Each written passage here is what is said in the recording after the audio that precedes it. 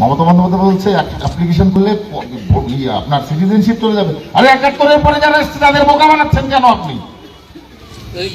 তাদের তো সংবিধান মতে সিটিজেনশিপ নেই, যে কারণে তার যারা সন্তানরা আছে যখন যাচ্ছে তাহলে পাসপোর্ট আর ওই ভোটার কার্ড আর রেশন কার্ড দিয়ে করে দিন ডিআইবি ইনকোয়ারি। সেখানে কেন আপনি কেন্দ্রীয় তলাতে হাত পাচ্ছেন? কত টাকা খেয়েছেন আমাদের সমাজের লোকের কাছ থেকে এ যাবৎ? কত লক্ষ কোটি টাকা খেয়েছেন 71-এর পর থেকে আজ অব্দি? জবাব দিতে হবে মুখ্যমন্ত্রীকে। বিষয় এখানে লুকিয়ে বিচারিতা করছে মমতা বন্দ্যোপাধ্যায় এবং তার সরকার।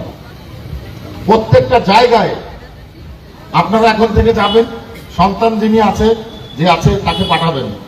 আরে আপনাদের মুখ্যমন্ত্রী তো বলছে যে ভোটার কার্ড আর রেশন কার্ড থাকলেই নাগরিক। তাহলে ভাই আমার পাসপোর্টটা করে দাও না, এই যে ভোটার কার্ড আর রেশন কার্ড আছে। আমার কেন 71 সালের আগে দলিল দেখাবো? 71 সালে দলিল দেখাতে হচ্ছে ওই সংবিধান অনুসারে, কারণ উনি পুলিশ মন্ত্রী হয়ে দেশের সংবিধানকে অমান্য করতে পারছে না, আর পলিটিক্যাল প্ল্যাটফর্মে মানুষকে বোকা বানাচ্ছে।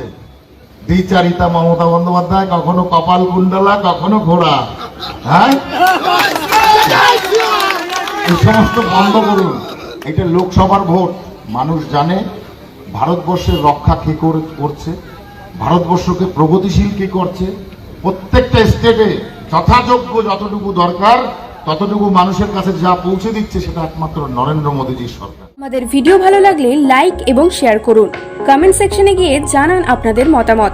আরও ভিডিও পেতে আমাদের চ্যানেল সাবস্ক্রাইব করুন এবং প্রতি মুহূর্তে খবরের আপডেট পেতে প্রেস করুন বেল আইকন।